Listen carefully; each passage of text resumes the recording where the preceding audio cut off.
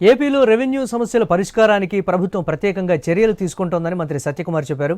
గత ప్రభుత్వ హయాంలో జరిగిన భూ అక్రమాలపై విచారణ జరుగుతోందని తెలిపారు. అమరావతి రాజధాని నిర్మాణానికి కేంద్ర ప్రభుత్వం పూర్తి సహాయ సహకారాలు అందిస్తోందని పేర్కొన్నారు. ఆంధ్రప్రదేశ్కు కేంద్రం ఆర్థికంగా అండగా నిలుస్తోందని అంటున్న మంత్రి సత్యకుమార్తో మా ప్రతినిధి హరీష్ ఫేస్ టు ఫేస్. సమస్యలపైనే ఎక్కువగా ప్రజలు ఇబ్బందులకు గురవుతున్నారు. వాటికి సంబంధించినటువంటి అర్జీలు ఇంకా వస్తున్నాయి. ఇదంతా కూడా పాత వైఎస్ఆర్ కాంగ్రెస్ పార్టీకి సంబంధించిన ప్రభుత్వ హయాంలో జరిగింది కాబట్టి వీటిని షార్ట్అవుట్ చేసేటువంటి పనిలో ప్రభుత్వం ఉందని చెప్పి మంత్రి సత్యకుమార్ అంటున్నారు. మనతో మాట్లాడిన సత్యకుమార్, సార్ చెప్పండి, ఎలా చూడాలి? ఇన్ని సంవత్సరాలు, దాదాపు సంవత్సరం అయిపోతుంది, సంవత్సరం అయినా కూడా ఇంకా పాత ప్రభుత్వానికి సంబంధించినటువంటి రెవెన్యూ సమస్యలే ఇంకా బయటకు వస్తున్నటువంటి సిచ్యువేషన్, అంత సీరియస్నెస్గా ఉన్నటువంటి పరిస్థితి. దీన్ని ఏ విధంగా షార్ట్అవుట్ చేయబోతున్నారు? ప్రజల నుంచి వచ్చేటువంటి సమస్యల్ని మీరు ఏ విధంగా ముందుకు తీసుకున్నారు? ఏంటంటే గత 10 నెలల్లో వచ్చిన ఫిర్యాదులు అయితే ఉన్నాయో, గ్రీవెన్సెస్ ఏమున్నాయో పబ్లిక్ నుంచి 9 లక్షల పైగా గ్రీవెన్సెస్ వస్తే 6.5 లక్షల దాకా గ్రీవెన్సెస్ రెవెన్యూకి సంబంధించిన గ్రీవెన్సెస్ వస్తున్నాయి. అతను గత 5 సంవత్సరాల పాలన ఆ రకంగా జరిగింది. ప్రభుత్వ భూములు కానీ, లేదా అడవికి భూములు కానీ, లేదా చుక్కల భూములు కానీ, లేదా ప్రైవేటు భూములు కానీ, వీటిని అన్నింటి ఎక్కడ కనిపిస్తే అక్కడ కబ్జాలు చేసుకునే ప్రయత్నం చేశారు. రకరకాల సర్వేల పేరుతో వారికి కావాల్సిన వారికి ఎక్స్టెంట్ పెంచుతూ, ఇతర పార్టీలకు సంబంధించిన వాళ్ళకి రాజకీయ వివక్ష చూపుతూ, వాళ్ళ మీద రాజకీయ ప్రతీకారాన్ని వేధింపులకు పాల్పడుతూ వారి ఎక్స్టెంట్ తగ్గించే పని చేశారు. అటువంటి సమస్యలు చాలా వస్తున్నాయి. కొన్ని కుటుంబ సభ్యుల మధ్య వచ్చిన సమస్యలు కూడా ఉన్నాయి. ఇప్పుడు కూడా వచ్చిన దాంట్లో కూడా వైఎస్ఆర్సీపీకి సంబంధించిన నాయకులు కబ్జా చేసుకున్నారు, లేదా ఇంత మొత్తం ఇచ్చాం, ఇవాళ మొత్తం మాకే కావాలంటున్నారు. ఇటువంటి సమస్యలు వస్తున్నాయి. అయితే వీటిలో రెవెన్యూ సంబంధించినవి లోతుగా అధ్యయనం చేయకుండా, పరిశీలించకుండా, రికార్డులు చూడకుండా ఏకపక్ష నిర్ణయాలు తీసుకోవడానికి అవకాశం లేదు. గత ప్రభుత్వం లాగా కూటమి ప్రభుత్వం ఖచ్చితంగా వ్యవహరించదు.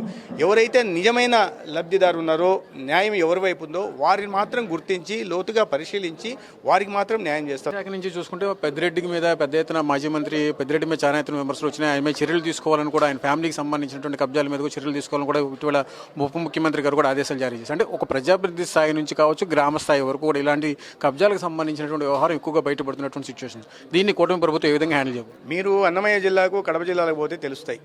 ఒక కుటుంబం అక్కడ ఒక కుటుంబం, ఇక్కడ ఒక కుటుంబం ఏ రకంగా ప్రజల, ముఖ్యంగా పేదల భూములను కబలించాయనేది తెలుసు.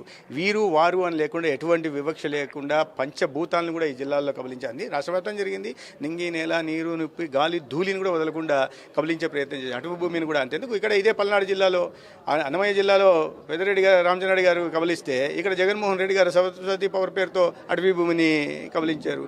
గతంలో ఇడుపులపాయకు సంబంధించి కూడా అనేక ఆక్రమణలకు పాల్పడ్డారనే విషయం కూడా మనకు తెలుసు. చరిత్రలో చూసాం. ఈ రకంగా వ్యవహారం పైనుంచి కింది స్థాయి దాకా ఉంది. వాటి మీద విచారణ జరుగుతుంది. ఇది కూడా మేమేదో కక్ష సాధింపు చర్య కోసం కూటమి ప్రభుత్వం ఏదో ఒక నింద మోపేసి వెంటనే చేసే ప్రయత్నం చేయట్లే. దానికి తగిన విధంగా ఎంక్వైరీ చేస్తున్నాం. ఎంక్వైరీ చేసిన తర్వాతే నిజాన్ని తెలుస్తాయి. వాళ్ళు తప్పు చేశారు కాబట్టే, ఆ తప్పు చేసిన వాళ్ళు ఆ తప్పుల నుంచి తప్పించుకోవడం కోసం మీరు మదన్ ఫైల్స్ లాంటి అక్రమాలకు పాల్పడ్డారు. అటువంటి దీనికి కూడా దిగజారారు.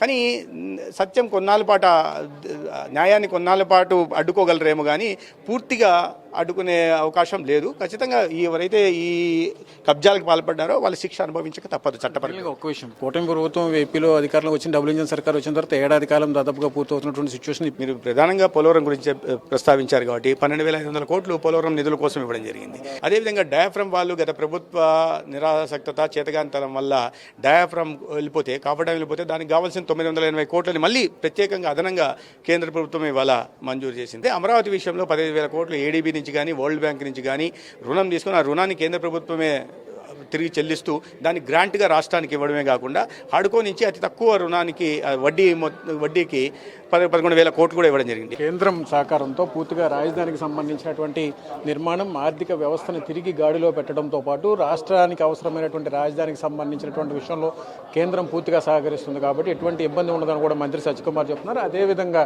రెవెన్యూకి సంబంధించి, భూములకు సంబంధించి వస్తున్నటువంటి సమస్యల పరిష్కారానికి మాత్రం ప్రత్యేకమైనటువంటి చొరవ తీసుకుంటామని కూడా మంత్రి స్పష్టం చేస్తున్నారు. కెమెరా పర్సన్ కిషోర్తో హరీష్, ఐ న్యూస్, అమరావతి.